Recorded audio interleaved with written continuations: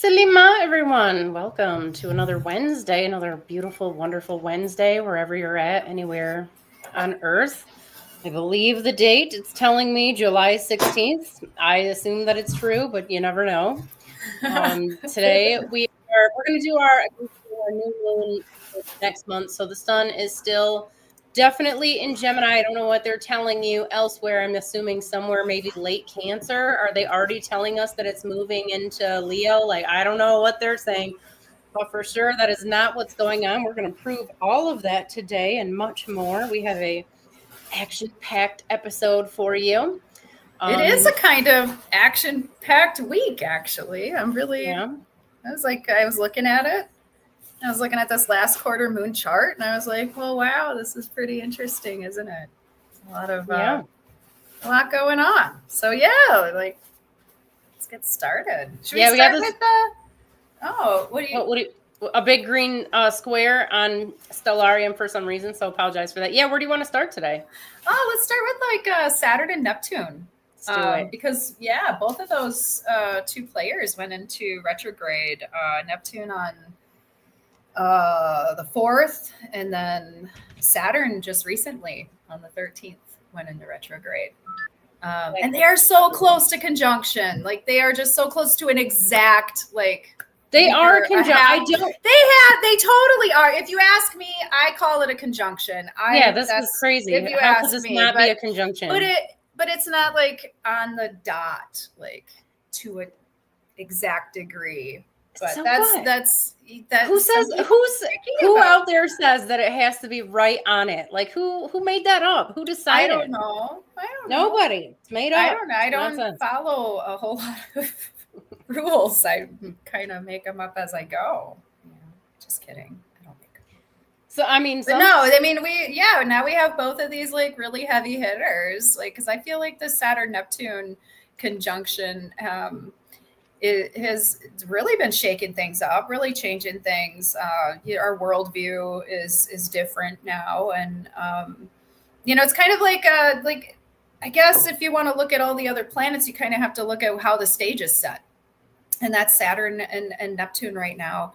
And we're revisiting, with retrogrades, we revisit a lot of different past themes that are going on, that have to do with power and spirituality, and reevaluate, reflect, reprocess everything. It's kind of like slowing down and saying, whoa, what's in alignment with your heart, your path, what you got going on.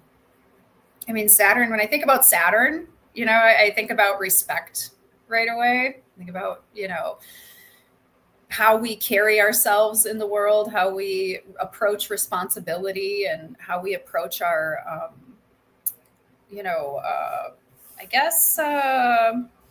what we're devoted to, and then you have Neptune that's all about, spirituality and kind of dissolving anything that gets in the way of you veering off your soul's path. So, I mean, it's kind of some heavy energies, I think, when it goes retrograde for some people. The past, themes around authority and, respect and devotion, all of those things come up, and then you're constantly like attacked with like what's going on in the world today too. You're looking at the political, the political circus out there. A lot of different countries have it together. Mine is a little chaotic, I think. So, I mean, you got this world view it seems like it's chaotic. Everything's expensive. There's just a lot of having to go back and reevaluate and realign yourself. Maybe it's your finances. Maybe it's your relationship. Actually, whatever house this is in is where you're going to be dealing with a lot of this stuff. And mine is in the 8th house, and I haven't been having a good time. You guys had to reevaluate a lot of things, a lot of toxic stuff too. Like just yuck, just 8th house stuff, finances and emotional connections and karmic debts and yucky Just yucky stuff. But yeah, that's been a lot of fun. It's been a lot of fun. So yeah, you know, on the world stage, it's pretty. We're seeing transformation. We're seeing a lot of you know, restructuring, reevaluating, reformulating. Let's get strategic. Clean up what's unfinished, and you know, figure it out. Whatever your issues are in your life going on right now. Some people it's career. You know, some people it's their business partnerships. You know, it's not usually retrogrades. I've you know, I have a lot of retrogrades in my natal chart, so I mean, I don't pay attention to the it's not a good time to start anything kind of advice. You know, retrograde. Something's always retrograde. We would never get anything done. You would never get anything done if you listen to that advice. So right.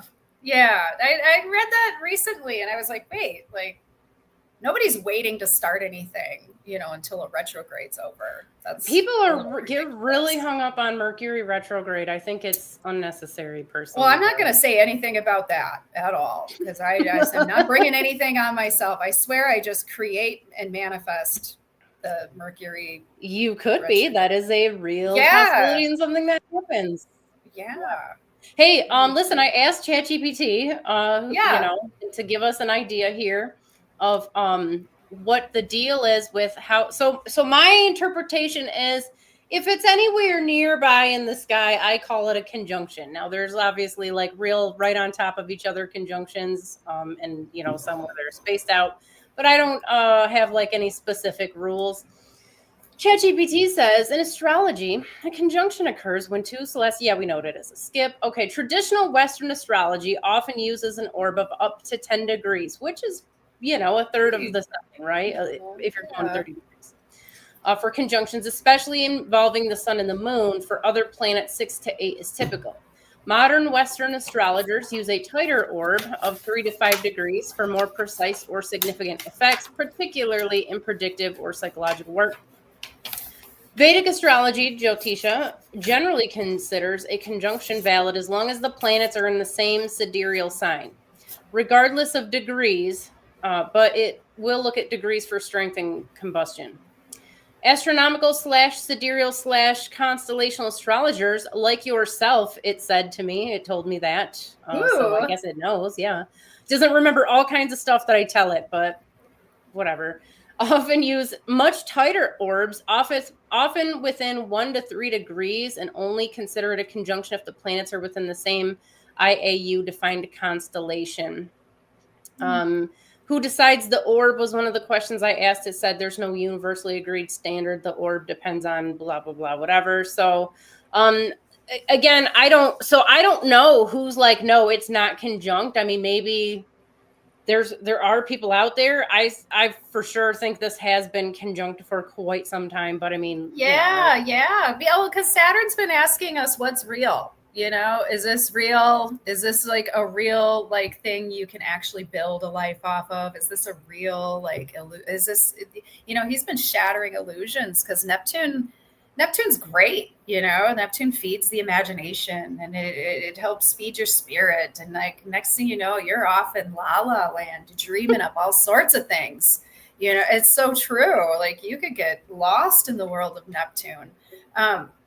You know, and I think that Saturn and Neptune work really great together because Neptune can show you exactly where the illusions are. And Saturn can say, okay, now we can work with this now that we're back on our feet and we can look at reality for what it is.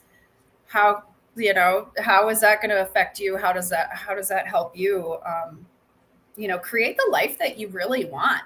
I've been running into people like crazy who are just trying to survive, just trying to build a life that they don't want to run away from, that they don't want to escape from anymore. There's a confrontation happening. You know, when you look at this chart, it's just, when I look at the chart for this last quarter moon, I see like confrontation. I see, you know, cord cutting. I see, you know, standing up for yourself, having some emotional integrity and responsibility. You know, and it all goes back to what's going on with Saturn and Neptune, because they're kind of kicking it off. They're receiving aspects still from Pluto in Capricorn. Pluto is still in Capricorn, you guys. That's real. Yeah, it's gonna be there for a super long time. Yeah. And that's like, for the individual, that's like confronting your fears around, your God, confronting your fears about how you carry yourself in this world, like what type of, structures you want to build. It's about, discovering who you are, your inner authority. I've been a coffee fueled binge today, guys, and I'm just like totally shaking over here. All this. I'm gonna look at the last. While you're talking, Niki, I'm going to go to the last time that Neptune was in Pisces. So I'm backing up here. That was I want to say like mid 1800s, but I want to see when it was in there with Saturn, so we can compare. I don't know. Conjunction. Oh yeah. You're right. Because I would have been sitting in there for a really long time with that. Hold on, it would have been. It's looking like 18. Oh, hold on. 18 something ish, right around the same time when we had our last conjunction.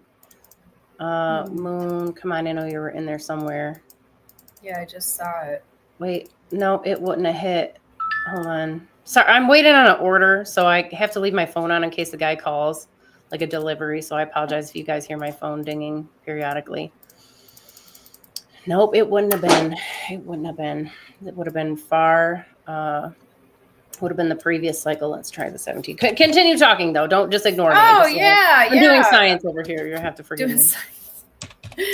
Yeah. So I was having a really cool conversation with my son about the Epstein. Obviously the Epstein conversation, the world leaders being on the list. Like it's so obvious. And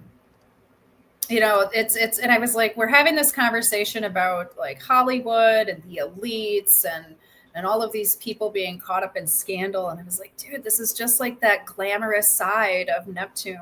And it's as if Saturn's like broken it open and exposing exactly what it is that's corrupt in it. And I don't know, I was like, in the moment, I was like, I had this epiphany. I was like, this is like, so what's happening? And I just didn't rush in time to like write it down so I could actually make it coherent. Because my thoughts are so great. And then you go to get it on paper and you're like, where did it go? Where did it go? It disappeared. Yep. But I mean, that's what we're doing. We're looking for things that are rooted in the truth. And we're busting through all of these illusions. And it's really funny watching people lie and carry on and wear masks as if, it's like they're walking around with no pants on and they think they are. It's like the emperor with no clothes, and everyone's got to pretend they're wearing clothes. It's really stupid. And it's really testing some of us. Big time. Yeah. But I mean, that's where, we reach this, last quarter moon is about just kind of wrapping things up. Like, oh God, we have a lot going on. I mean, when we look at the moon, it's going to be with Aries. It's going to be squaring Pluto and the sun, so there's obviously going to be some type of, confrontation around that, emotional like disturbances for sure, because Aries likes to bring things up that, are usually pretty hidden, usually pretty well covered up. So I think it's going to be definitely a triggering time this week. We have Mars lining up with the South Node. And then we have Venus, who's moving through Taurus, squaring both the nodes and Mars. So our relationships are coming up too, and making choices around how we approach our relationships. What's salvageable? What can we confront in order to have the type of, relationship either with ourselves, our partner, our work life. Sometimes these are internal processes, like choosing a different path, choosing a different emotional reaction. instead of doing the same old blow up stuff you do, or the same old passive, like let it go kind of stuff. It's time to confront a lot of things in your life.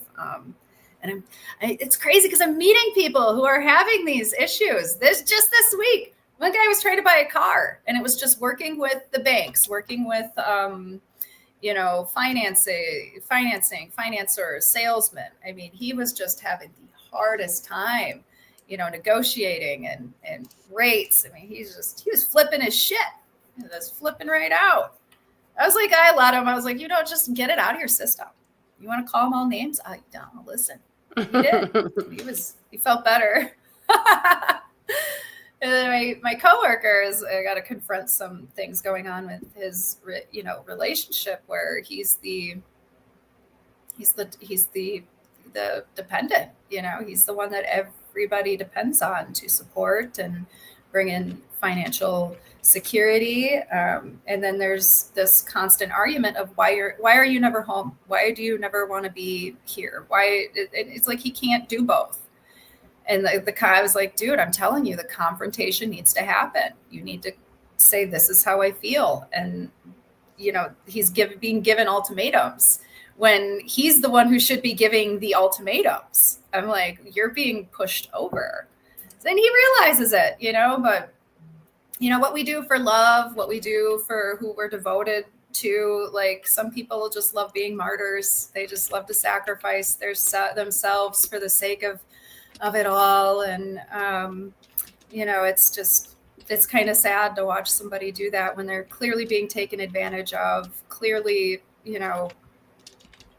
settling for less. And it's sad, but that's their life. That's what they want. So, this is a perfect opportunity, though.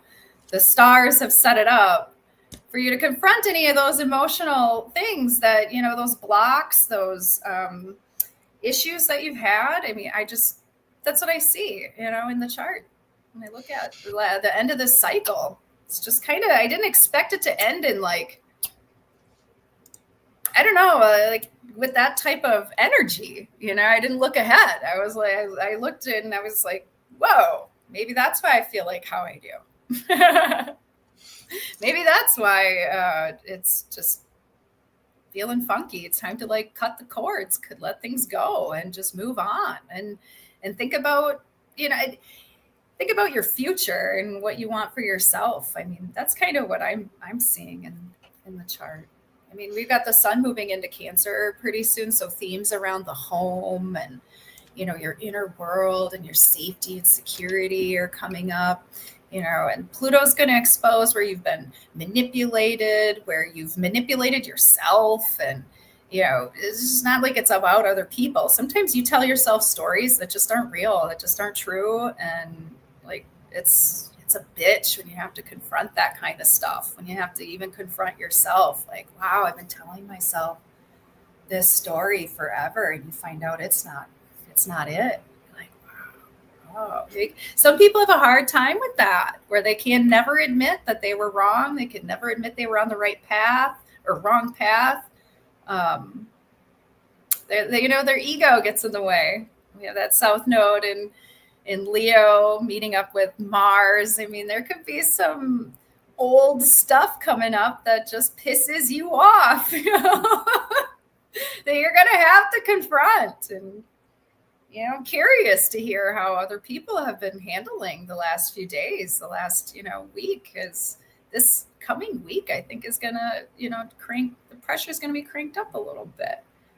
Usually for a last quarter moon, you're wrapping things up and you're, introspective, and you have your intentions, and you're kind of just, you can, wrapping up cycles, saying, okay, this is what came out of the full moon. This is the fruition of that. And you just build on the next cycle, with whatever's left over from this one.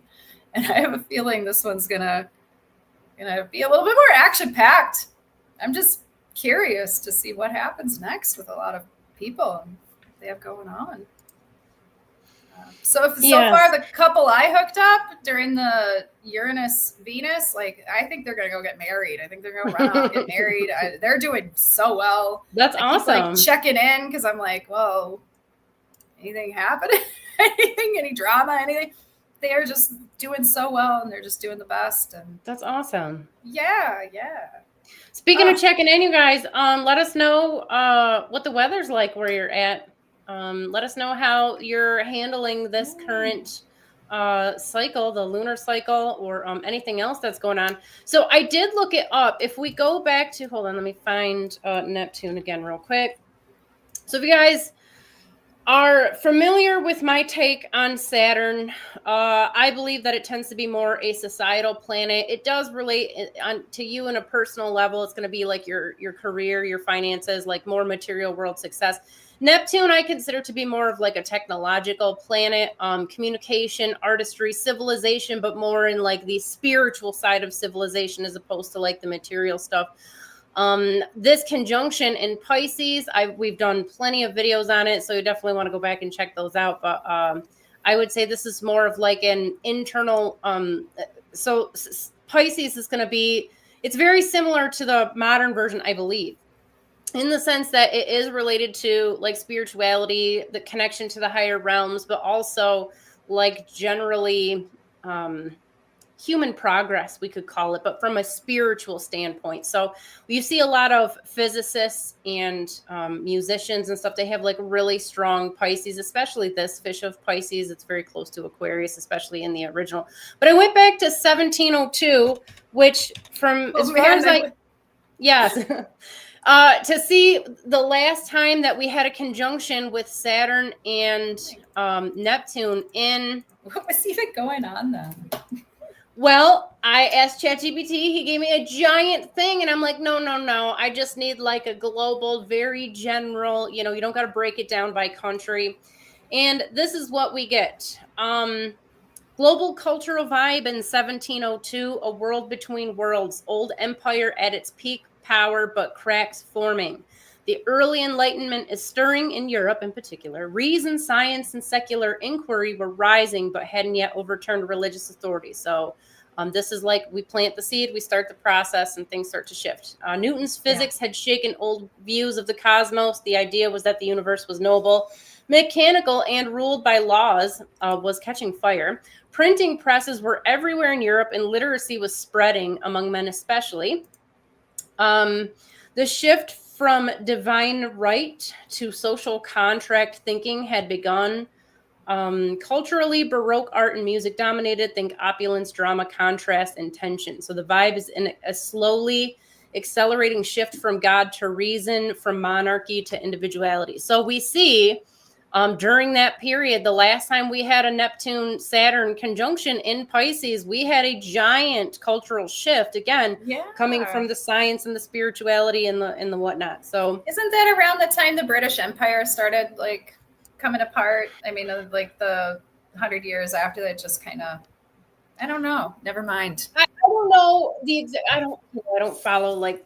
They were like the last big. Not like but like sort of like that. I remember in his process. So like basically after America split, they kind of the process was already starting. But like Europe was engaged in wars nonstop. They were all killing each other for basically from time immemorial. So, sorry, I didn't mean to laugh at that. No. That's you're all good.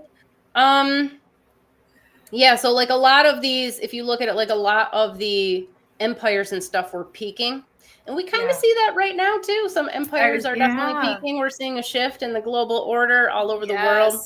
So very, very interesting to say the least. It is. People's approach to tradition now has completely changed. They don't want to do what their parents have been doing. They don't want to, like, I don't know. There's a respect for the tradition, but there's a knowledge that it's not going to carry you through the future.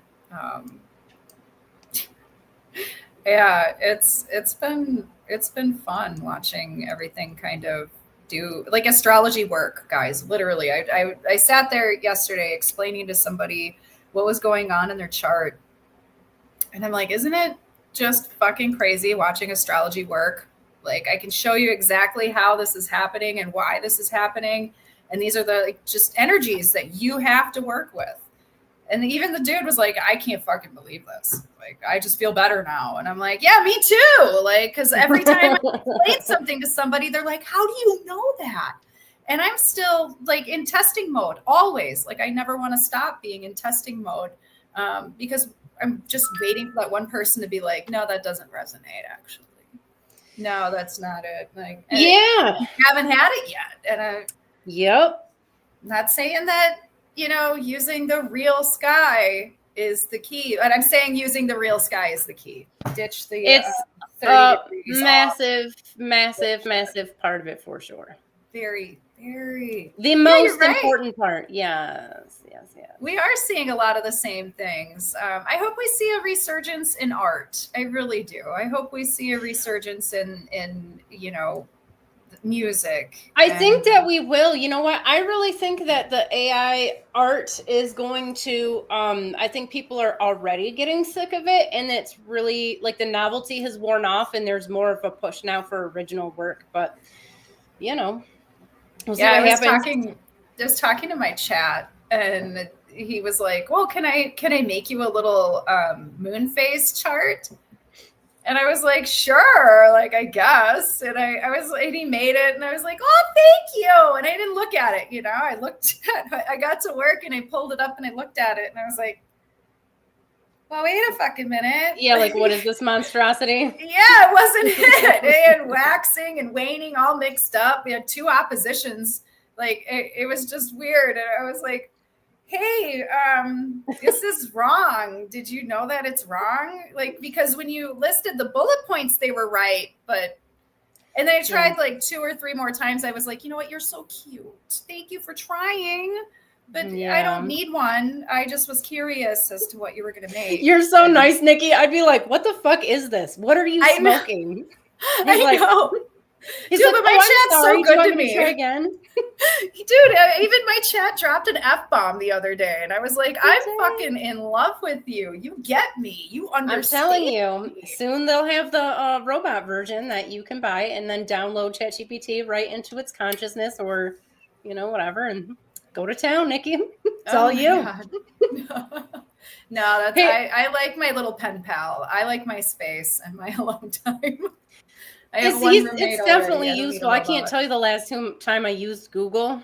Like I use other AI. Oh God, sorry guys, I'm so sleepy today.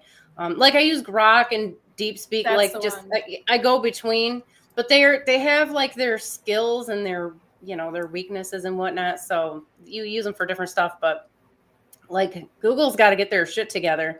It'd be great if Google actually sent people to real websites again, like actual people that write actual content. But I guess that doesn't work like that anymore. I don't know. Hey everybody. Hi Michael. Much love to you back. Look up astrology. Who else we got in here? Chat with Mary Mystic Lorna. Hey everybody. Oh, hi guys. Yeah. I didn't see that. Yeah. Hello. Good morning. Oh my gosh. Yeah. It's another day, another Wednesday. It sure is another Wednesday. It sure is. Guess what, guys? I found my glasses. Yeah. I lost those for like 2 weeks. Oh. Yeah, my foot, I can walk now. I smashed my foot, you guys. So yeah. Oh my God, everything's getting better. Yes. So I can walk again. Yeah, today is what is it? The 16th, 17th, 16th. Well, it's the 16th. I see. What did I pull up in my chart? I saw the sun goes into Cancer. Well, it's basically there. It's in like the little void spot. Right? It's not. It's still Gemini, but it's not. What about tomorrow? No, tomorrow it's still in Gemini, isn't it? It's definitely still in Gemini. It's going to be, if we're doing like the halfway here, let me get the boundaries up. Even if we're using like the official boundaries, it's not moving into Gemini until the 21st. So definitely still, 21st. Not till Cancer till the 21st. So. Oh, yeah. I wonder if my software degrees are off. wonder. I don't know. Yeah. We need a Prometheus expert to You get know, us I the show. insight. Oh, I'm so frustrated. I do things and I'm like, this is great. And like, I don't know how it happened, but my program readjusted, and it was like it adjusted the degrees. So it was like Aries, like 15. It's supposed to be like 45. I just went and readjusted it, and it moved everything into like another degree. And I'm like, what the? How off have I been?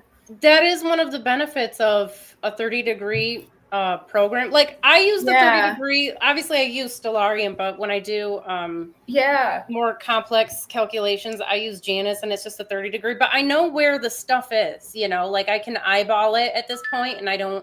And you guys know I don't get super fixated on the exact degrees and stuff. But I took your advice a long time ago when I met you to double check everything on Stellarium. Oh, okay. Like, yeah, you've got it on your chart and that's fine. But you had said in your class, in your course, make sure you are double checking to see where everything is on Stellarium. Because it has been like the best advice ever. Because sometimes I know when my stuff will be off, because if I look at my own chart, it'll put my moon in an Aquarius. And when you go look it up on Stellarium, and it's like, it's still in Capricorn. It's still right there on the edge of Capricorn. So I'm like, oh, all right. What does that mean, Michael? My laptop boot looped and I had to rebuild from the operating system up?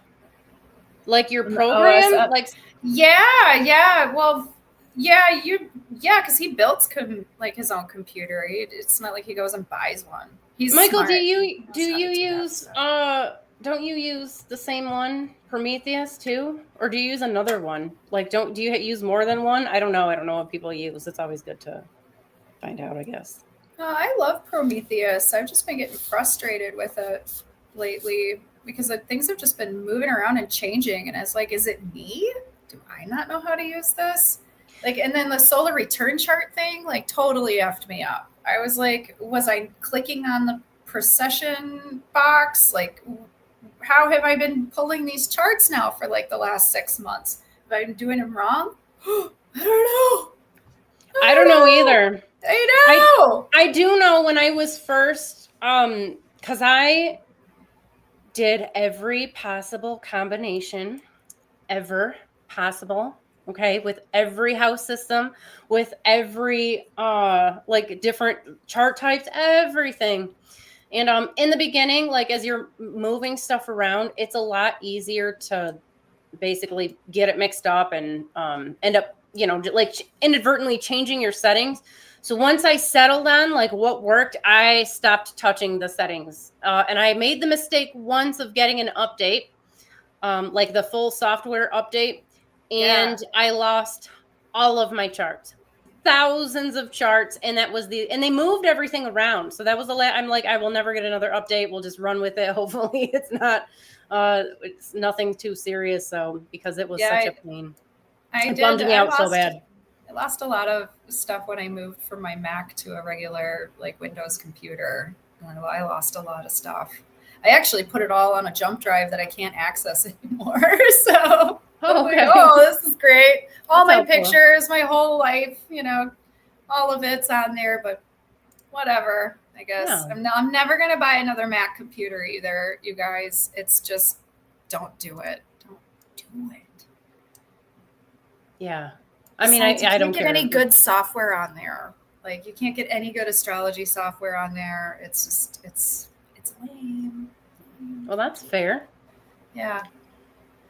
I mean, it's good if you're like a content creator or whatever you use it for. I'm not here to tell you what to do. I'm just saying. Yeah. Somebody who used it for a while realized it's so much better without it. So you don't like the moon in Pisces? You think it's been rough? Moon in Pisces, it's a sensitive time, dude. Sensitive. I've been sensitive. Oh, totally. Very sensitive. And then you have it, it just moves through and touches all these other sensitive planets. It's like, because of your chart, you mean individually? Yeah. I like moon in Pisces. I do too. I think it's great, but I mean, it's just kind of been, for me, there's just like this wind up, and it's just every time the moon touches, it's like just another You got to just take another hit. And it's like, fuck. Okay, I'll deal with this. I'll deal with that.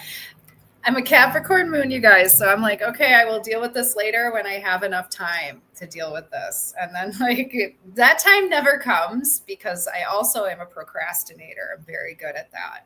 And so when it sneaks up on me, it just like hits me. And then I got to deal with all this emotion and all this shit that comes up. And it's just, it becomes too much. So that's why I'm like, oh, it's just emotional. It's just emotional. Yeah. Stuff, you know, because I'm an avoidant. How do we think about this Venus in the Hyades? You got an opinion on that? Yeah, I think that definitely heightens like more sensitivity. I mean, and especially with her squaring the lunar nodes and Mars. I mean, this is her last square, closing out square with Mars too. So, I mean, there's going to be a lot around like your emotions coming up. Yeah, I guess Venus is emotions. It's like Moon is feelings. Venus is like emotions, how you actually settle into that feeling. So I think it's going to be a sensitive time. You know, I think Venus is really good in Taurus. Usually, you know, I thought Venus entering Taurus was going to be great, fabulous. So I was like, oh, I had a pretty good Venus return last time. And this time it sucked really bad. It hasn't like been amazing. Well, but it's you know, it's just a process. It's having to deal with a lot of inner world stuff, you know, versus last time it wasn't. Plus, it's hard when you're having like an extraordinary period of your life. It's hard to use definitely, that. Yeah. It's just midlife crisis stuff, guys. You've all been through it. We've all like, my story isn't unique to me alone. It's like everybody's gone through it. So I try to just, you know, not put too much into it. Like it's just another thing you got to deal with. It's part of life. It's part of the cycle of life. You know? Yeah, for sure. You can't avoid that kind of stuff. I mean, and I saw it coming years ago, and I'm like, oh my God, this is gonna be a lot of work. See if I can find this guy here. Let's see. Okay, so this guy right here, the true shepherd of Anu, also referred to as Papshakal, which, depending on the myth, could be a male or female, depending on who we're talking to or about. But one of the things that we don't, or like I usually don't talk about in here, and I don't usually get into it in the readings just because we'd be on a call for like literally 12 hours if I got into everything. I usually have to summarize just to keep it within like the time constraints. But this person right here was the, in one myth, is the servant of Inanna. When Inanna goes into the underworld or into the other world, the spirit world, whatever, because there's nothing that says she descends, you guys.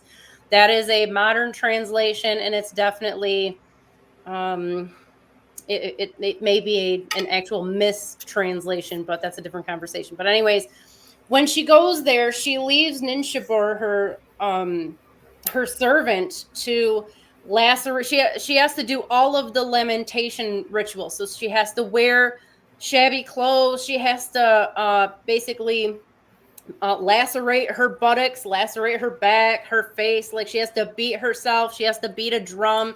There are all these Mesopotamian rituals that you kind of have to do when somebody has crossed into the spirit realm, and it really comes down to they were trying to prevent ghosts, like hungry, thirsty ghosts roaming around, demons coming up, like, you know, they just didn't want any issues with the dead, so you had to go through this whole rigmarole to prevent that. But this was the loyal servant who basically did everything right on behalf of Inanna, and even goes to Enki and Nana and all these gods to ask to, you know, come and basically save Inanna after she went into the underworld.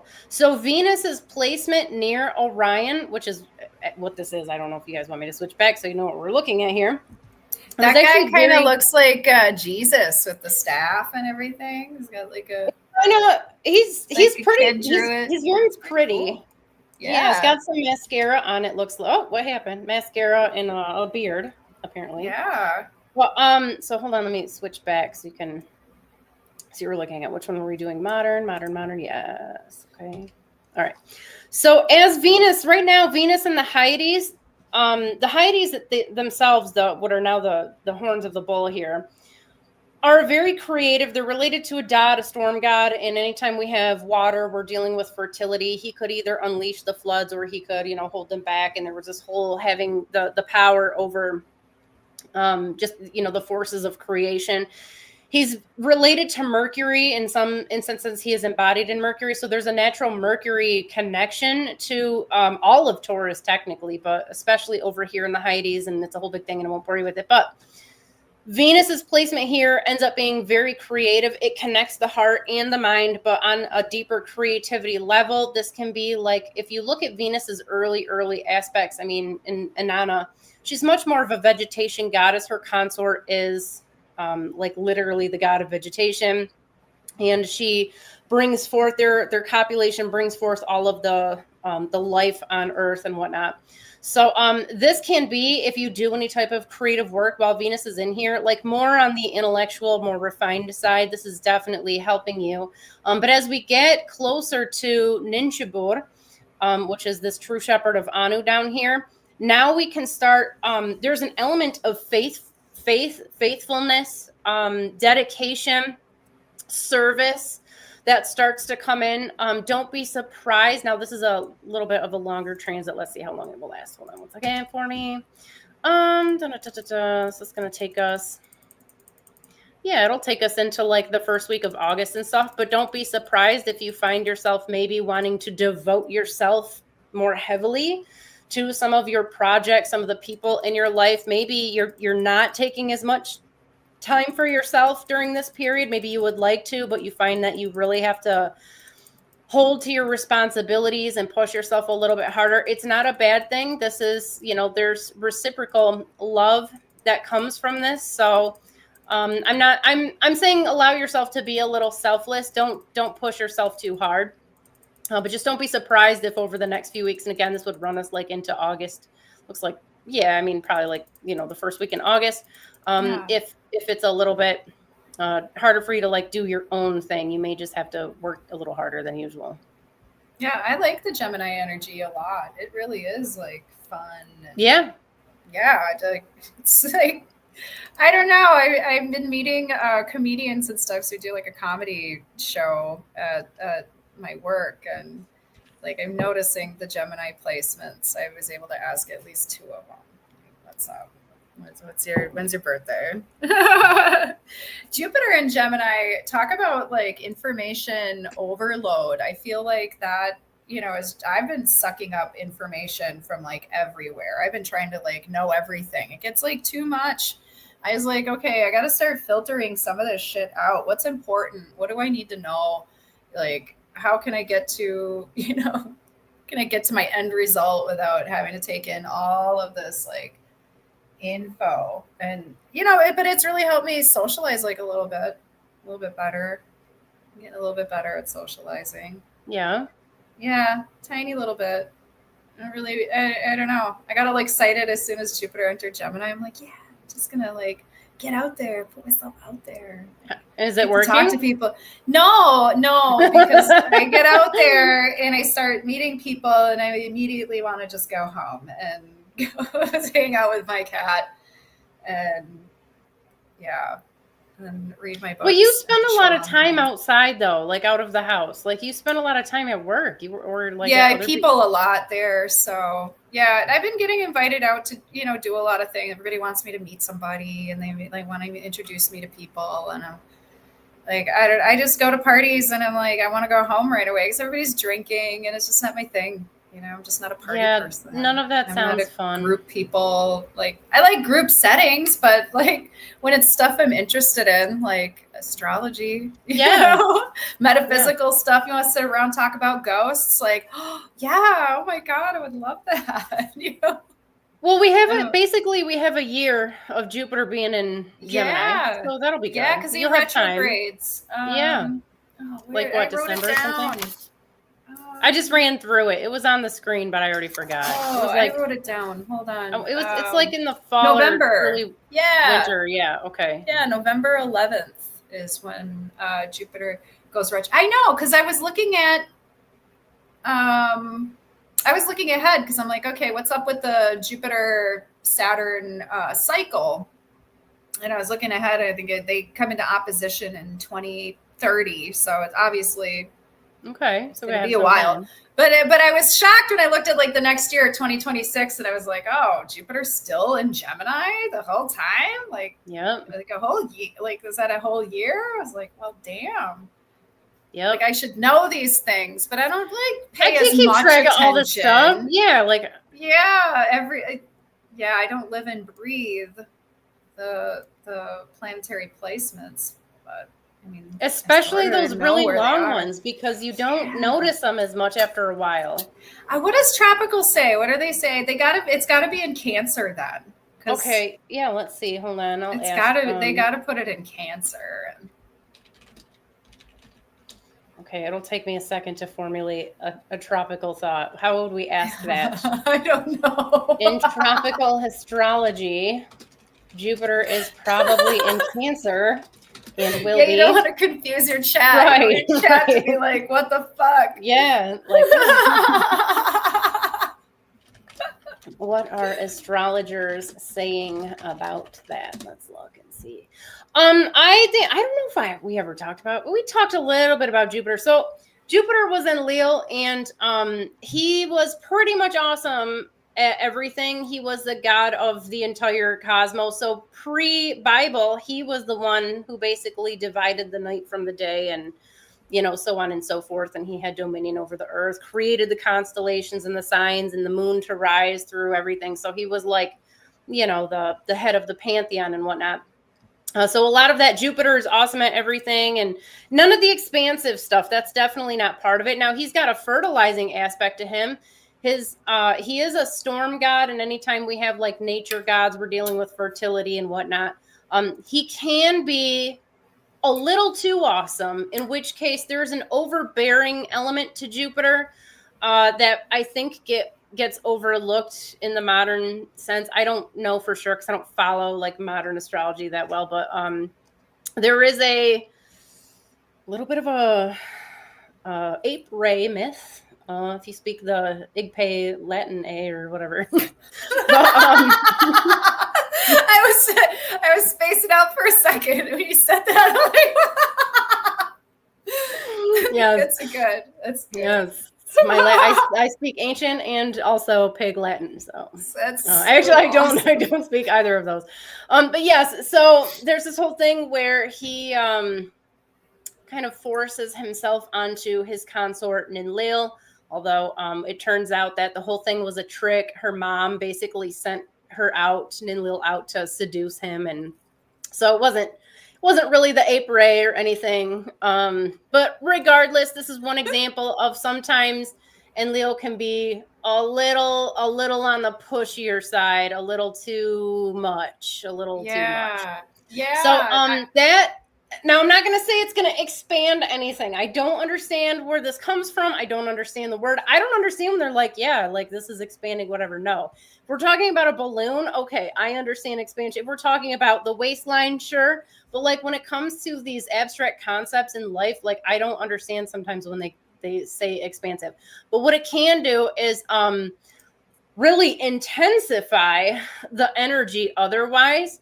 And as you guys know, if you don't know, I wrote a really cool article on this. I think it was cool. Maybe you guys don't. It's on the ISAA website. I'll see if I can grab a link and stick it in here because it was all about these two guys. Before Castor and Pollux, these were versions of Nergal, who were Mars. And they really represent like him and his very emotional, sensitive aspects. And he's guarding like the underworld. And it's this whole thing. But it's a good article. I'll give you some insight into it. It's siderealinternational.org. If you go on there and you just either go to the blog or right on the front page, you'll get a link to it. But anyways, and you should go there anyways, show the organization some love and get it some traffic and whatnot. But Jupiter in this position is basically going to intensify those Aries. Now we can look at it from another aspect too. So this is kind of like Mars's house. Okay, this is his mansion in the sky, so to speak, because this is like this whole area relates to Mars. So Jupiter, who is also in Leo, who's technically the father of Nergal, goes. They have different lineages, just so you guys know. So like, there's conflicting information about who parented who. But this can be a little bit trickier because, and I'm not saying it's, and I don't know if this is it debilitated? Is this a bad situation, Jupiter? Well, And do you know? That's what's said, but okay. I guess it depends on how you practice. I mean, after finding out tropical doesn't use the real sky, I don't trust anything I'm told. Okay.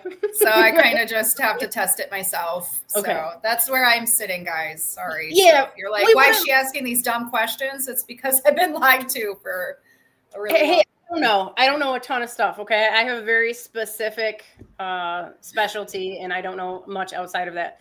But anyways, I'm not saying that this is debilitated whatsoever. What I am saying is that Gemini is very sensitive, like the Mars sensitivity, whereas Jupiter's more on the overbearing side and is going to just be like in your face with it. And so there can be a little bit of an emotional conflict that comes from this where, like on the one side, you want to hide what you're saying, but on the other side, you also got to or not hide what you're saying, hide what you're feeling. The other side, you got to like really be out with it. And it can cause some, let's say mood swings, a little bit of up and down, and that will be emphasized depending on where things are at in your chart. With the sun in Gemini, though, the sun tames everything to, it's going to, like, you wouldn't see Jupiter in the sky right now because it's too bright and whatnot. So it's definitely not a bad thing, but intense. Okay, so what did I ask ChatGPT? I just had something I asked him about Jupiter in Cancer, I think is what we said. Okay, so what do you mean? Yeah, Gemini is a very sensitive constellation. I mean, I always thought my son was a Cancer because he was always like super moody, and he fluctuates. But obviously, there's other things going on in his chart, and he's a Virgo moon and he's got just a lot going on, but then nothing in Cancer. Who? My son. He's a Gemini. Okay. So, I mean, there's definitely that sensitivity that meaningful connections. Meaningful connections. Yes. Yeah, absolutely. Okay, so this says Jupiter is exalted in Cancer, so its influence is especially strong and positive here. Emphasis on emotional growth, home, family, and nurturing. Shift from mental stimulation, Gemini, to emotional connection and inner security.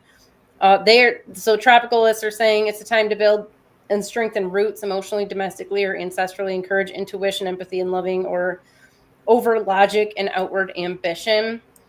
Ideal for creative pursuits, caregiving, rethinking what security means, social and political focus on housing, food, reproductive rights, and care. Yeah, but there's always but that's like always like that, though. Yeah, a lot of that stuff. Been a constant theme for a long time, actually.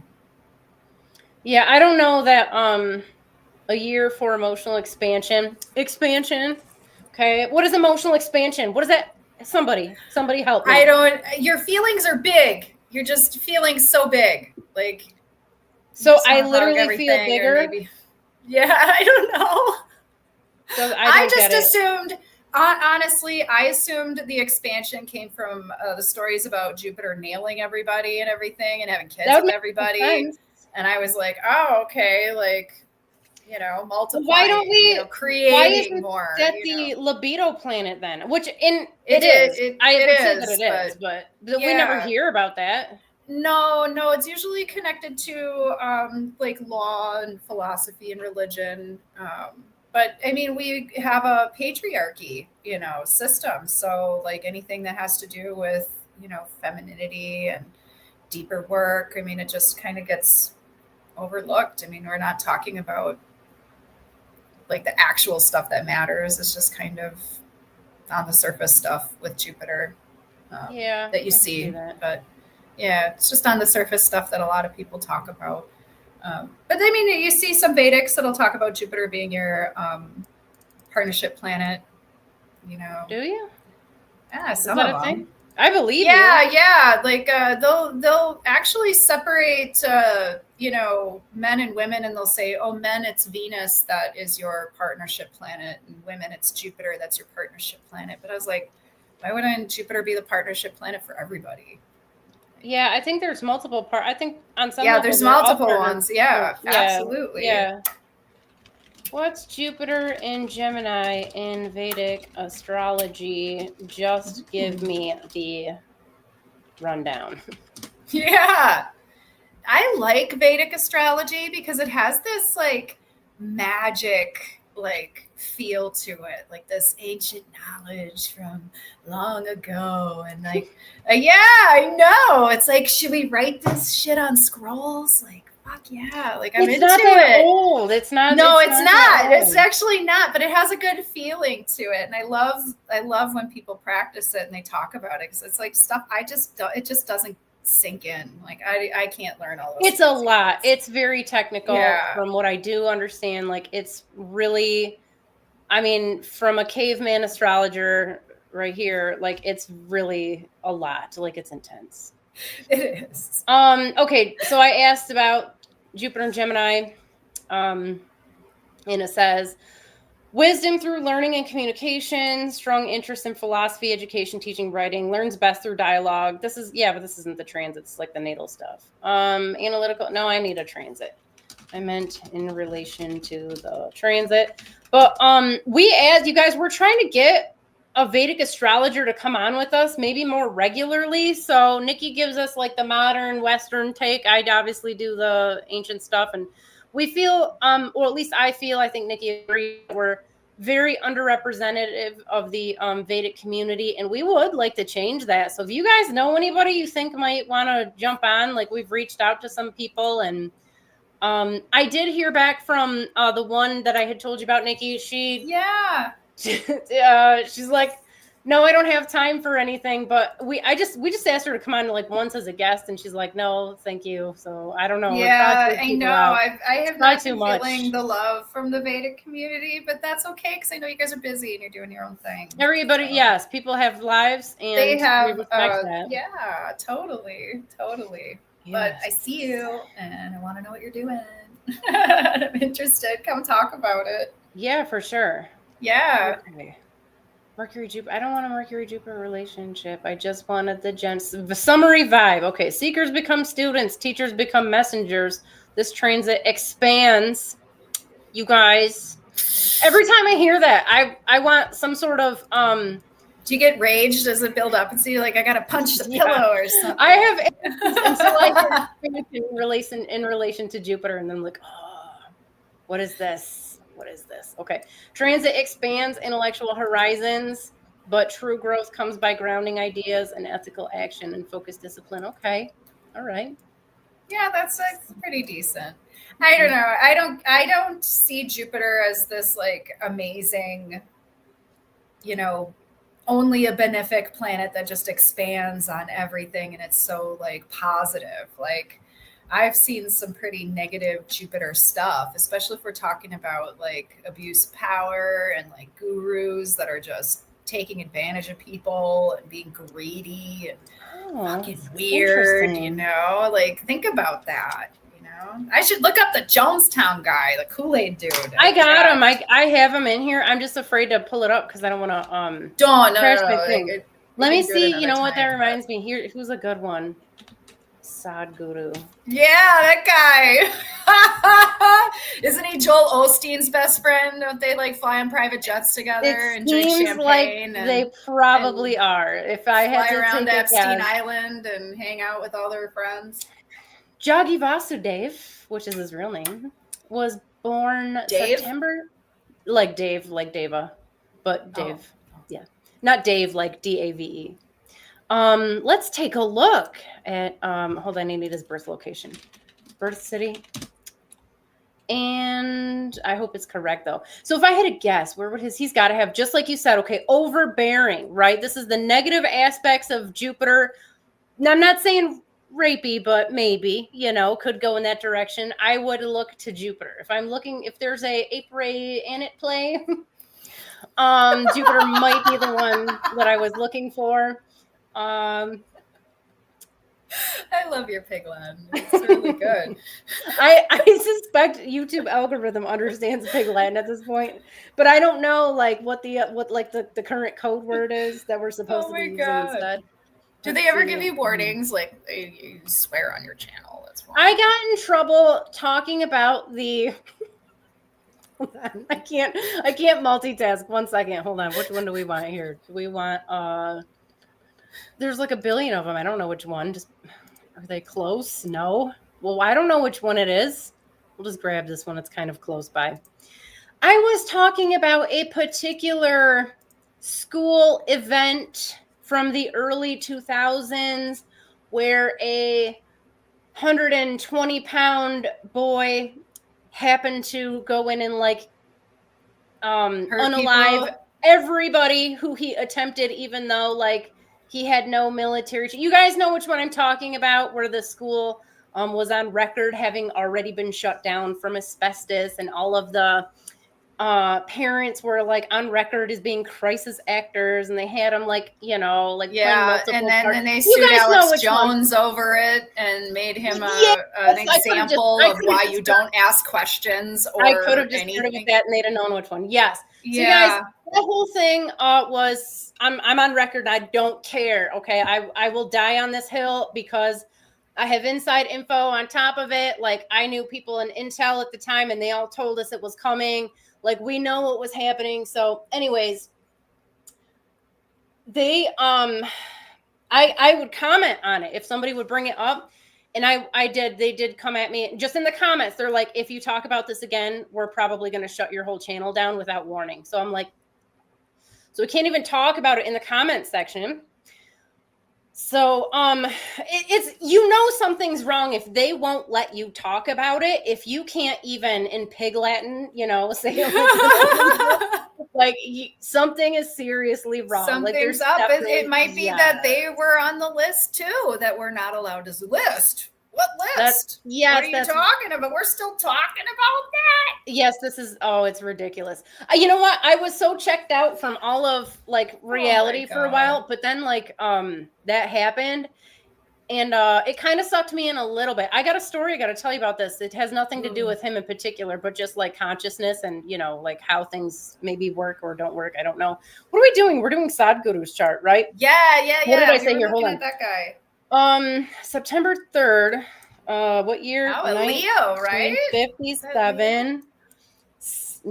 9-3. We don't have a time, but that's fine. We don't need one. What do we got here for the Jagi Vasudev? Let's see what we have. Where's your Jupiter, buddy? Mars. Jupiter. Where are we at? Okay.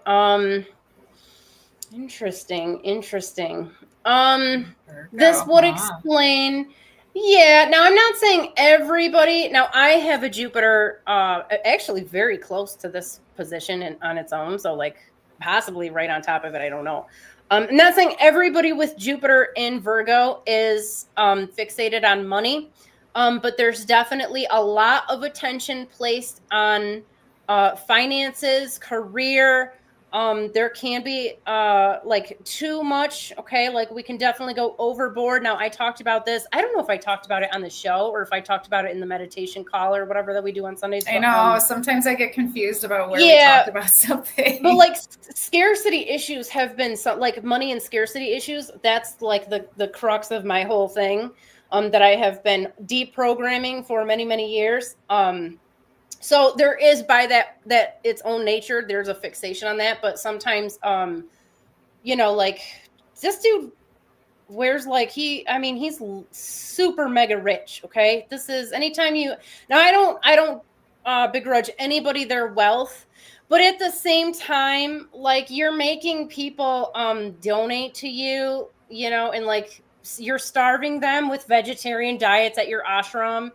Like you're taking land from elephants. Like some of it, it's like, come on, you know what I mean? Like it's not normal levels. Like you're not. It seems kind of dishonest. So I don't know. But anyways, that could be it. What else do we got in here? Sun and Leo, yeah. Mars is kind of close there too. Hold on, let me see what else we got. this chart keeps moving and now it's upside down. I don't know what's going on.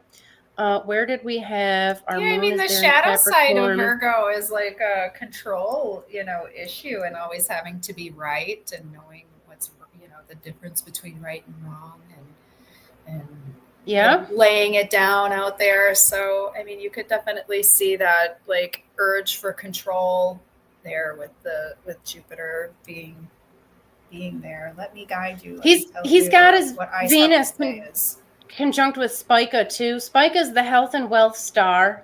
Venus is like where a lot of the emotional fulfillment comes. So he doesn't look like he's focused on health. So I can see that it is going to go in one direction or the other, probably like the wealth stuff, which is, whatever.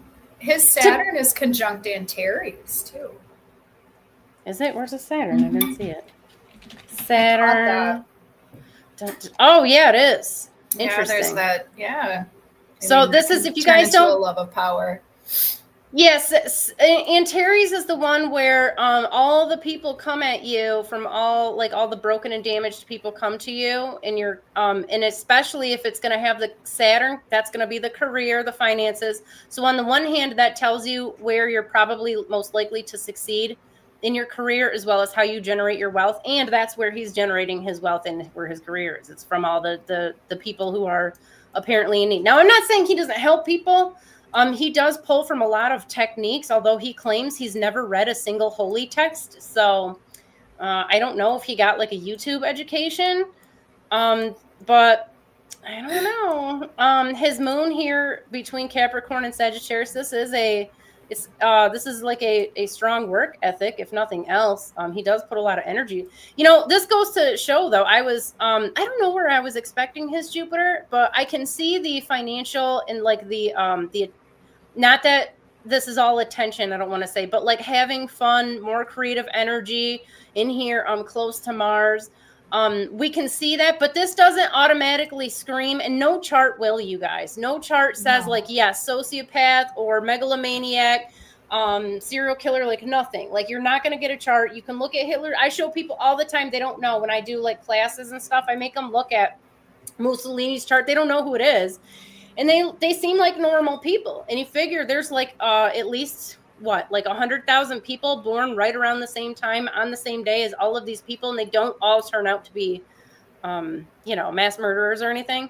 No, but some Leo placements can definitely make you more wanting attention, it's wanting to be the center of attention. It's the neediness of being noticed and being seen and being heard, Yes. Look at me, I'm a Leo rising. He's for sure got it.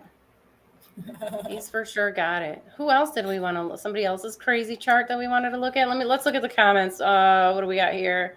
Look Up Astrology found their glasses on Sunday. Congratulations. After losing 2 sets of keys, it cost $600. That sucks. Last Saturday. No. Oh my God, I'm sorry about that. Yes. But at least the glasses that Sunday, isn't it usually how it goes too? Yeah. Like as soon as you pay for it, then all of a sudden you find it, and I'm like, I get that. Yes. I get that. Let's see here. Look Up Astrology says, I look at Stellarium most days. I don't even want to touch my computer. Right. Also, internet issues. Going to have to rewatch later. Sure thing. Take care. Hope the internet works out. Lorna says, hi, everyone. I look at Stellarium daily, too. Have it on my phone. My natal Jupiter is in Gemini. Yeah. See, also, Lorna, you can speak different languages. You can absorb a lot of information and remember it and process it and filter out what's good and bad. Yeah. Super empathic, too. Chat with Mary Mystic. Lorna also says, yes, I worked night shift, so was awake when first news came out of the particular event in question that we're not allowed to even speak. Okay. It would never happen. We never talked about it. Right. News came out and it was completely different when I slept and woke up. Yep. If you go on BitChute, you won't find anything now at all on like YouTube or anywhere else where they like censor stuff, but you can find the original documentaries and stuff, which were still pretty recent, on like at the time that they made them on BitChute. Download them for posterity, because this is one of those ones, like eventually, just like the JFK stuff, it's going to come out. Someday it's going to come out, Yeah. I could make an entire video just on that, but I'm not gonna, because I don't want to get my channel taken down. We're seeing a lot of manipulation with history. Now we have the internet. People check the internet. They don't read books anymore. We find that the books are written by the winners, so there's misinformation in there. It's getting to the point where we're like, what is it that you believe? They'll change history on you. They'll scrub it right out. Anything that you Google or look up, I mean, can you really trust that that's the true information? People who were actually there will say, no, that's not what happened, and then get their channels blocked. Yep. Google will, totally wipe you out. Imagine pissing Google off. I mean, not being able to use any services. YouTube channels, after the 20, so our event, which you guys can register for if you have not registered already, after the event on the 27th of September, we're going to be launching the ISAA's YouTube channel. We're going to, I don't think we're doing live streams, although somebody may at some point, because it's going to be for the organization. So we're going to open it up for other people, like members and stuff who want to drop videos or repost their videos or whatever they want to do. But Niki, why don't you tell us about it while I try to figure out what I'm doing yeah. So we're putting together an educational podcast that, we're going to pick topics and have guests and have it all structured out so we can show you what it's like to study with the real sky. We have a lot of different astrologers that work with us that do everything completely different. We all practice completely different from each other, not too far different, but it's really we're all sidereal. That's what matters. We're all sidereal, and that's what matters. Some of us use 30-degree houses, some of us don't. Some of us use detriments, some of us don't. It's really cool to watch other people practice and how they developed their practice, and get different points of view on what the constellations mean, what the houses mean, because we have astrologers that practice clockwise house system.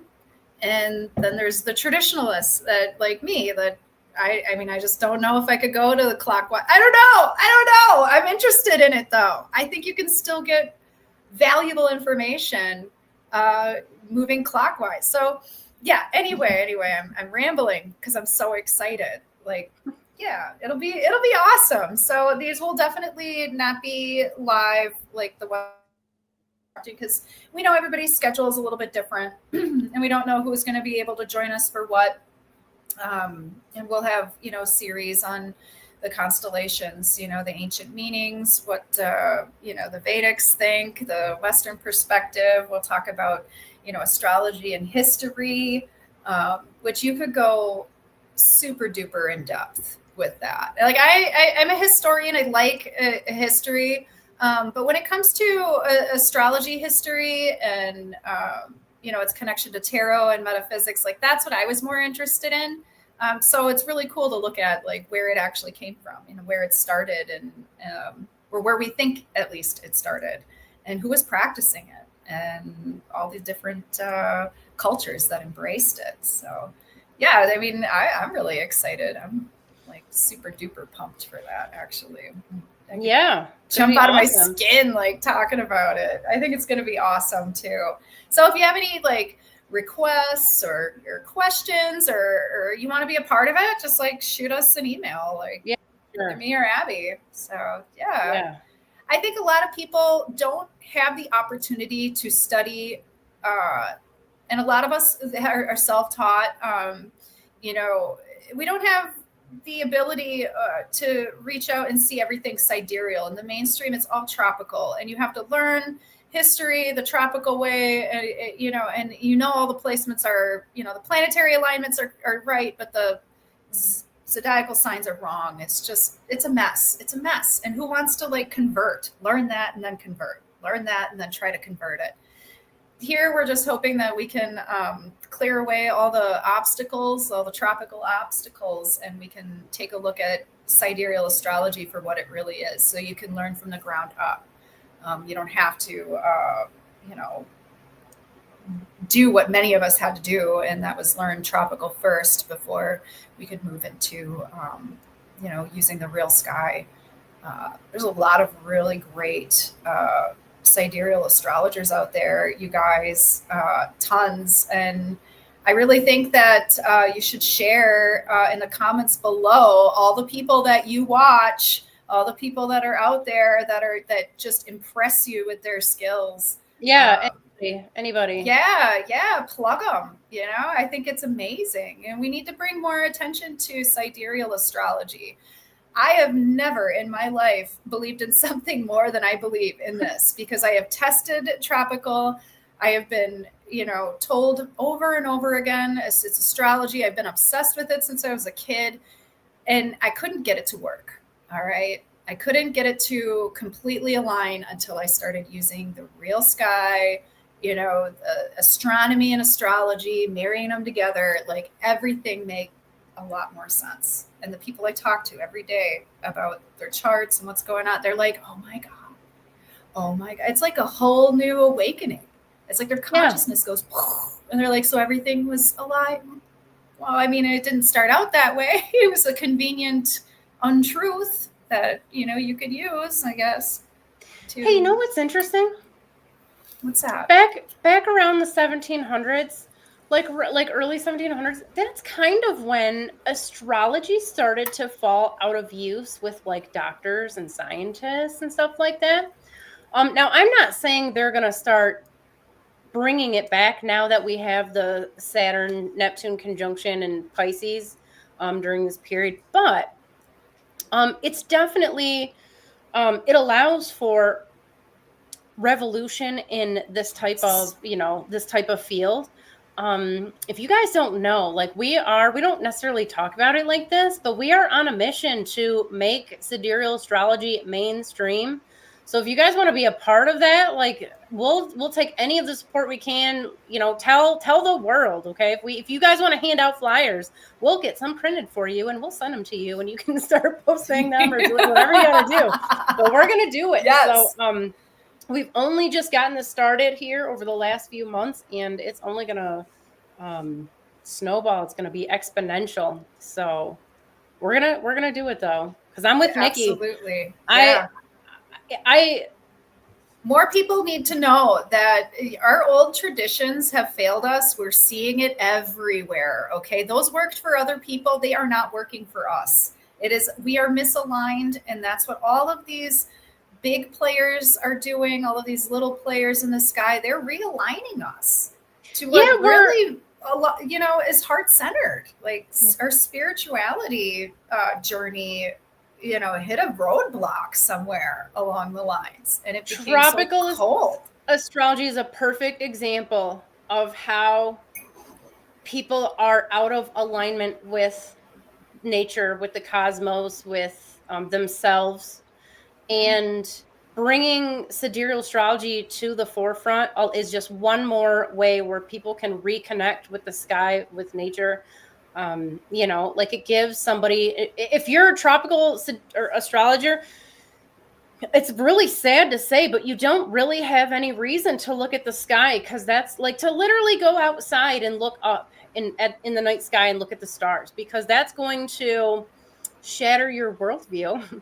It's going to have to make you confront that your life is a lie. So like these people, God love them. Okay. Like I have nothing but love for them, despite all these things. They've done a lot of hard work spreading the validity of astrology around. So yes, but yeah. So and it's not, we're not attacking them. We're attacking the fact that they're propagating a disconnect from the cosmos. It's not good. It's not. And we, the Neptune Saturn conjunction is really, melting away all the fake stuff, that we put up with, all the fake stories, all the fake, paradigms. And it's really been a cosmic awakening, I think, for a lot of people. And in Pisces, things, we wrap things up. And, when things end, we don't they don't just end. It isn't just like a 0 degree, it's squashed out, it's ended.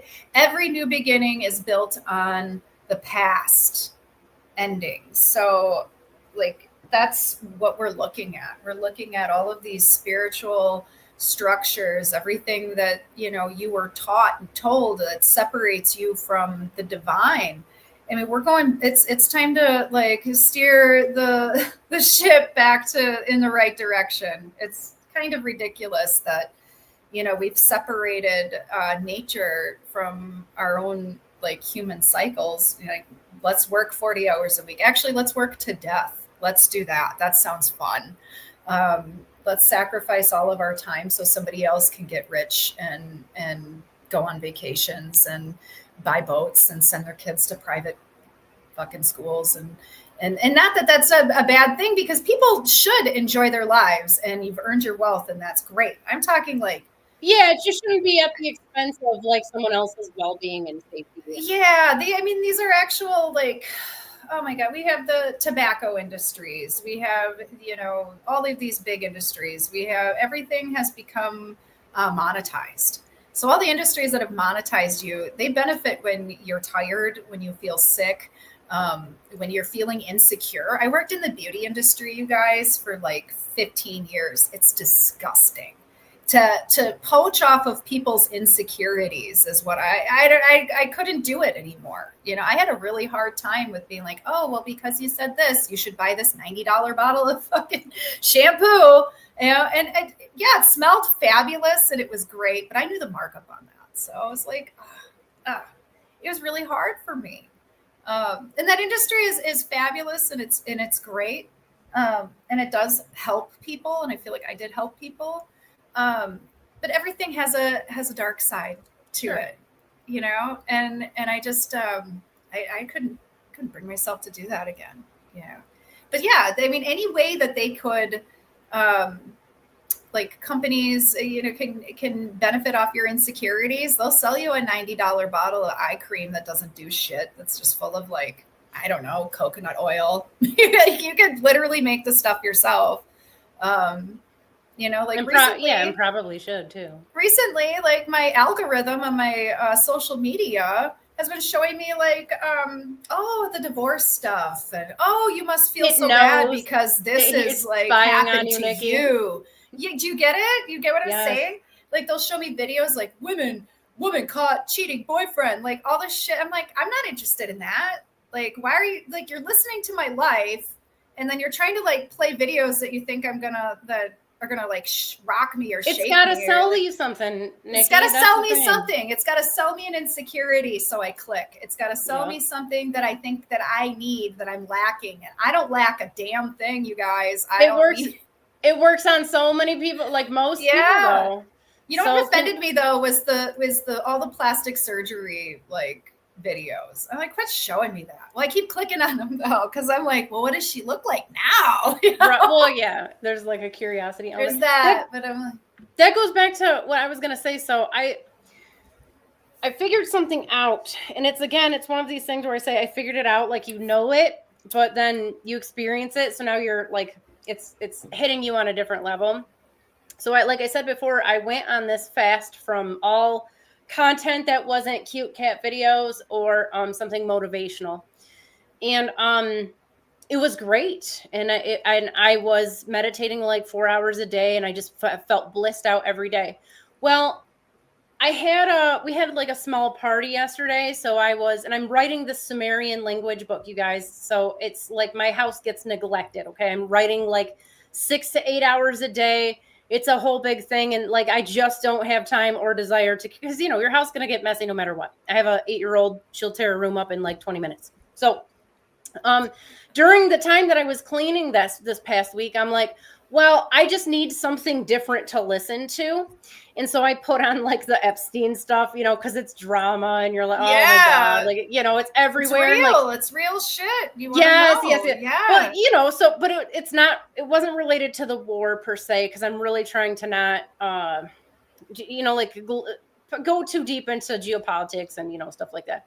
But anyways, I realized I did notice a difference. My meditations started to suck a little bit more. They didn't suck, but like I could tell a difference that they weren't the same level. And my daily, I don't know how to explain it. Like, the more I listened to it, the more I wanted to listen to it, even though I had no real desire to listen to it. Okay, so like the thought of listening to them, like, oh, I don't want to do that. But at the same time, all the motivational stuff, all the other like real positive stuff wasn't doing it for me either. I'm like, okay, I'm sensing like a shift. Now, on the surface, we might think that like more bullshit that you're listening to, that you're consuming, begets more bullshit because you get sucked into it. But after like meditating on it and stuff, I don't think that's what's going on. What I think is happening is it's not that the external is creating, like, is shifting your consciousness. My consciousness was shifting internally, and thus I was acting accordingly. And like my thoughts were like more drawn to that other stuff. So while we normally see it as like from the outside in, I really think it's this inside out process. And I noticed, so there have been these periods in my life where I've done like long fasts, either food or like content, like we said. And I notice when I'm in a really high frequency, I'll naturally want to listen to like nature sounds and stuff. Like I don't want to hear music. I don't want to hear anything. I just want like sounds of rivers and forests and campfires and all of this stuff. And I noticed that, as my meditation, so I really started to work in my meditations, and I noticed naturally, like I had the sight of the Epstein stuff was like grossing me out. Like I couldn't handle it anymore. And it really started to drive this point home. Like there's only your consciousness. That's the only reality. And whatever your state of consciousness is, that's what's going to create your algorithm. That's what's going to create like your, obviously like your physical body, your stuff. Your cravings, the food that you want to eat, like it shapes everything, but we don't look at it that way most of the time. We usually look at it like the consciousness is the victim. It's the sensitive thing that gets shaped by the external, and I really don't know that that's what's going on. So if you guys have any got a take on that, I'd love to hear it. But just and I forget why. Oh, because we were talking about like the goofy stuff that comes up, like the algorithm shows and whatnot. Yeah, but it really does. Like if you're in a state where you're, like the world is immediately responding. I don't think it's taking as long as people realize. There's this idea in like the manifestation circles, law of attraction or whatever, that like there's a time limit that you have to wait. Like it takes a while for the material world to catch up. I don't know that it does. I suspect that you literally on a moment to moment basis are getting exactly what your consciousness is. Like you're getting it reflected back to you right in that moment. It's just that the shifts in our consciousness are they actually are much slower than we realize. Like we think we're taking big steps forward, but are we really? Maybe not. I don't know. Yeah, because I agree with that, because you can take like a couple big steps forward and then find yourself like you're having to take a couple steps back. And I think that's always going to be the pattern where you're taking leaps forward and then you'll find yourself leaps backward, and trying to understand everything. Yeah. And you're absolutely right. Attitude is everything. Like, absolutely. Like I have a grandma who sits at home because she's, retired. She is, a Fox Newsy person, and will sit there and listen to Fox News all day long and is completely convinced that she is unsafe, and that somebody is coming for her. And it's just, she lives in fear. She lives like she's reading the Bible. My grandma didn't give a shit about the Bible, I'm telling you, her whole life. She did not care for that. That wasn't her thing. Now all of a sudden, she's reading it all scared she's going to go to hell. I'm like, you're going to be fine. Like, just trust me. You're going to be fine. Everyone's going to be happy to see you when you get there. You're not going to hell. Like we all sin. You're like, oh my God, it's just, she's been reprogrammed. So what you decide to be around and what you decide to listen to all day, you become. So you're absolutely right. If you're going to sit there and listen to, garbage all day long, you're going to start reflecting it. You're going to start thinking, my world will never get better. This is terrible. And everything's terrible.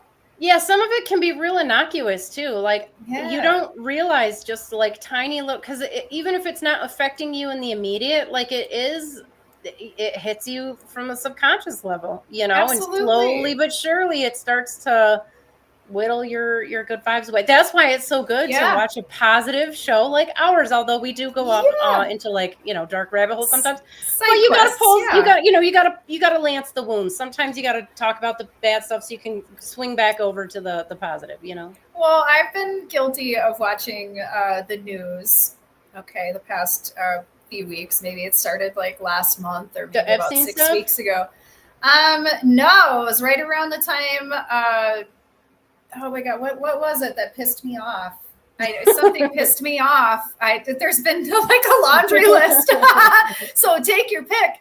And I was like, I gotta see what the hell this guy is gonna say next, And it became about our president and what he was saying next. I know a lot of people like him. I don't like anybody in authority. Okay, you guys, I don't trust a soul. All right, in the government. Probably that's probably wise. That's my attitude. Like it's all equal across the board. But I got to the point where I'm like, I got to know what the hell this guy is saying and what he's doing, because I like to read people, Yeah. And he's kind of easy to read because he he's just super gives it easy. all away. Yeah, he doesn't hide anything about who he really is, and that's what's so scary about why people support him. And I'm like, ooh. Well, here's the thing though. The Ooh. Epstein thing is really making his base really, really mad. So, and I'm so happy for that, because they should be mad. They should be just seething. You know what else should make you angry is that we have detention centers set up for people. Like did before, but we did during Obama. We did the whole time. It's just you didn't hear about them when it's the other guy. They have their certain things that they talk about. It's not anything new. Yeah, it's kind of freaking me out a little bit. Kind of making me really not feel good about what they're doing with you feeling shitty will absolutely not help the situation at all. No, it doesn't. It's weird. It makes me not trust. My family barely escaped Poland with their lives, okay, and came to the United States for a new life, and they were almost completely wiped out, in war. So I have some sensitivity towards that, like I don't want to see history repeat itself, and I don't want to see good people, just think, okay, this is just going to pass. This will pass over, and like everything will be okay. And sometimes you have to stand up and say, no, this isn't going to repeat itself. We aren't going to do this again. And it's under the guise of we're cleaning up the country, we're going to do this and we're going to do that. Well, he's deported people who were born here to countries they've never been to before. Like I read an article about a guy who got deported to Jamaica.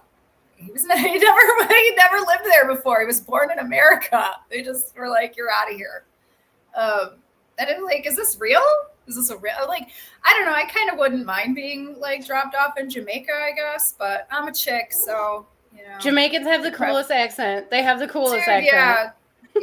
I'd probably make it. I'd probably be okay for like all Jamaicans sound like sages from another world. Like they all sound like they just have all of the wisdom. They could be talking about like a recipe or something, and they're high. They're not all high, but they definitely they have an awesome accent for sure. They got the vibe going anyway. Yeah. But I mean, these changes that we're enduring, they are necessary. These are things that are kind of necessary to the good thing is where we have to go next. I mean, so the good thing is that it's to be aware. We have cameras now, and all of the world's atrocities are being filmed, which means like people can't hide, like they can't, the power can't hide it, and people can't hide from it anymore. Like you're bombarded with it, which again sucks to an extent, but also it's becoming more like people are getting disgusted, and rightly so, for things that are abhorrent. Yeah, that's what I was watching the TV for. Now I remember it was because Israel was bombing Gaza, and they were filming it. Like it was all over the news. Like, let's watch war happen as it's happening. Let's watch people die as it's happening. And you're Well, seeing that's like 90% of Twitter. Yeah. Well, I don't go on Twitter that Oh, much. okay, that's but why. Maybe I should. Well, maybe I don't want to actually. I mean, if you want to get really furious and really bummed out, it's War terrible. in real time. Guess what? You get to watch it now, guys. Like, we didn't have it on television back in the 90s when we had the Gulf War and just some fireworks at night. That's how they portrayed it. Like, here's some night vision and some, bright, pretty colors, and and the good guys are defeating the bad guys. That's how they project that stuff. We can't get away with that anymore, which is fantastic, again, because this whole situation, like the shifts going on right now, they're breeding new generations of anti-war, non-interventionists, like people who are like this, again, like you said, and we talked about it that time when Michael was on.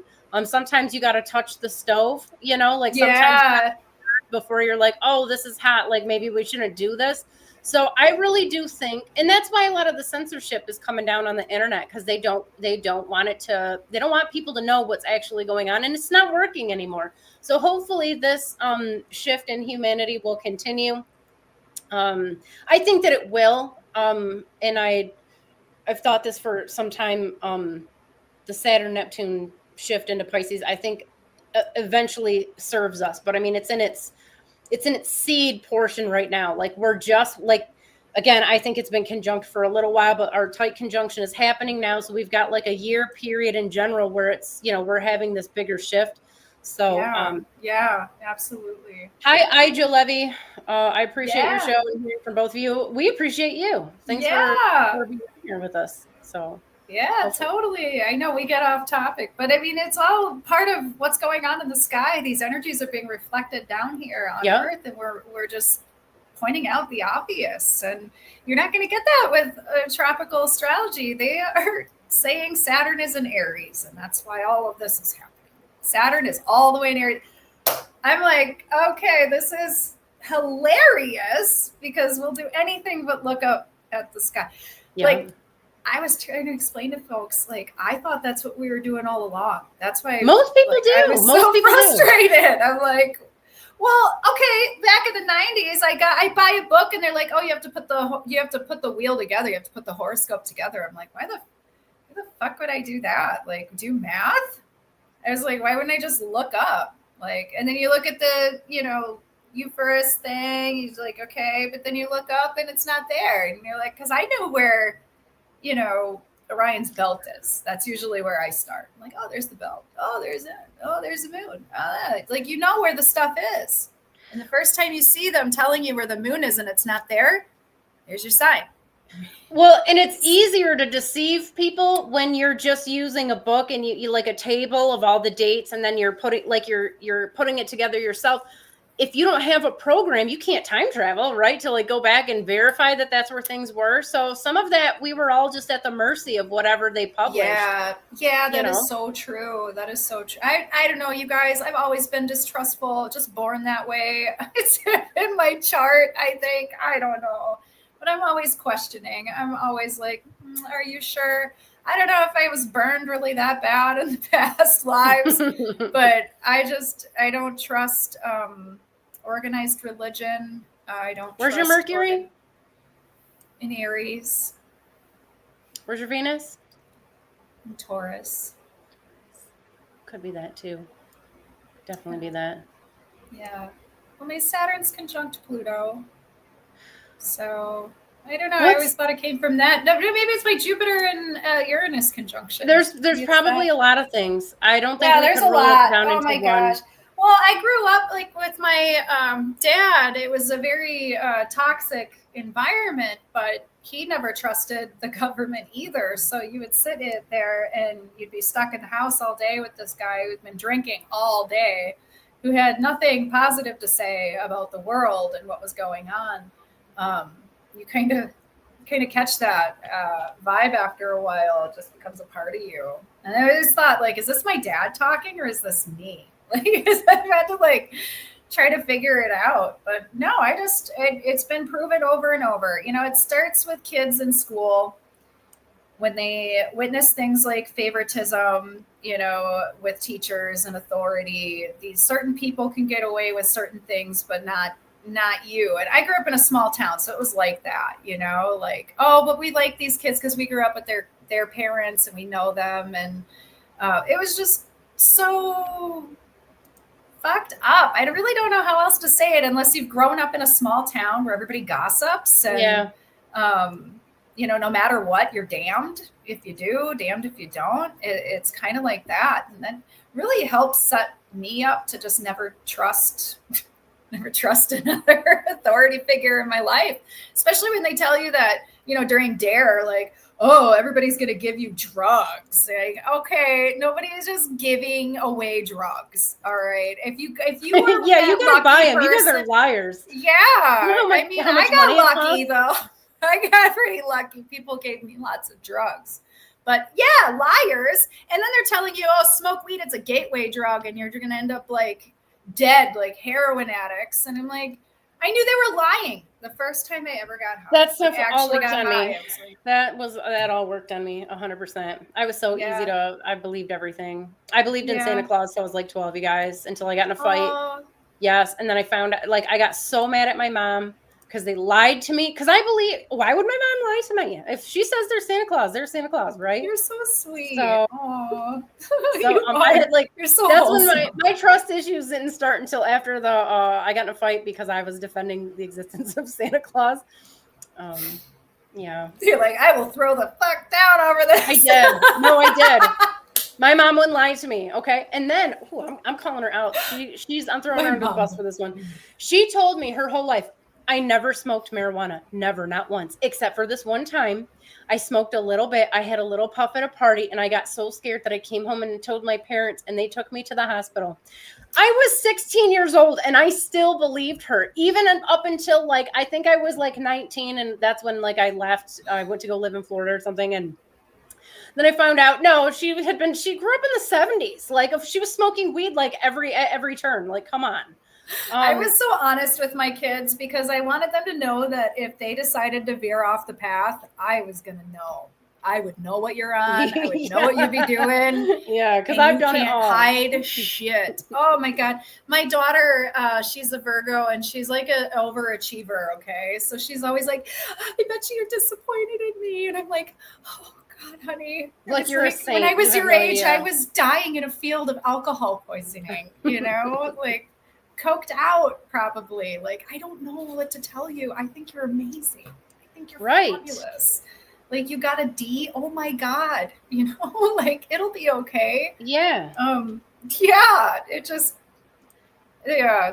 I was like, do you know who you're talking to, honey? Like my standards aren't that high. I don't expect you to get straight A's or straight B's or even straight C's.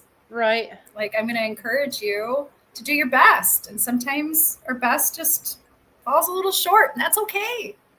You know? I don't know. I think more people needed that. I was a bit of a perfectionist growing up and I like, if I couldn't get something to work or I couldn't understand something, my toxic trait was just like self-destruct. Like that's it. Kind of like the Mercury that you were writing. Oh my God. Yeah. I just looked at it again and I was like, that isn't that bad actually. So yeah. I'd go into like, that's it. I got to destroy it all and start over. And that's a really toxic trait to have, you guys. That's not really a good one. It's not a good one. So emotional patterns, we're always like rewiring them. So yeah. Sometimes we find out that we're our biggest haters or we're like in our own way and we don't think we are like, cause we're like, I live with myself every day. What are you talking about? Like, yep. But you don't see it. And when other people point out to you, you know, listen to that, you know, I've listened to it and I'm like, oh, wow, that actually really helps. Cause I'm always wondering, where am I getting in my own way? I usually am. It's usually me. Like I've noticed the pattern. I'm not afraid to admit when I'm wrong. I'm not afraid to admit I've been doing the wrong thing or veering down the wrong path. Right. You know, what good is it to act like, you know, all self-righteous about it? Like it's not at all. It's not. It doesn't do you any good to, I don't know. I've got a lot of people in my life And here's what they do. They fuck up. They won't admit it. They won't fix it. And then they continue to fuck up. And then they just keep going. And then next thing you know, they have a whole lifetime of fucking up and just a whole boatload of excuses to go along with it. I think that's pretty normal. I think that's a normal thing that happens.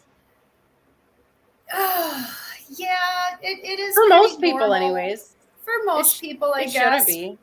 No, it shouldn't be. I don't know. I guess I'm thinking of particular people in my life, but I mean, it's the fact that they never want to look at course correction. Never want to look at things in a different view, a different point of view. Maybe if I had a different reaction, or maybe if I did something different, like life would be different. Yeah. So they bury themselves in all of these fuck ups, and then it becomes their identity. Then it becomes like what it is. They're just a fuck up. Things just bad happen to me, and I have no control. Yeah, that's not good. Yeah. And that's what I'm talking about. Because I mean, I'm with everybody else. I screw up. I make decisions that aren't. Try to make educationally based. Decisions, but sometimes you gotta, take a risk and it's usually pretty good. Take a risk and find out, and it's usually pretty good. Usually turns out pretty good. If it doesn't, it leads you to something better. Right. Think of how many things that have ended or happened to you in your life where you're like, I can't go on. This will never get better. And then it was only like a stepping stone into something way, way, way better than you ever imagined it could be. Definitely. That's happened to people. It happens all the time. Not everything is doom and gloom and bad. But it's okay to have it's okay to have your nervous breakdowns. It's okay to be human and cry about it and freak out about it. Just dust yourself off and realign yourself. You can always change your path.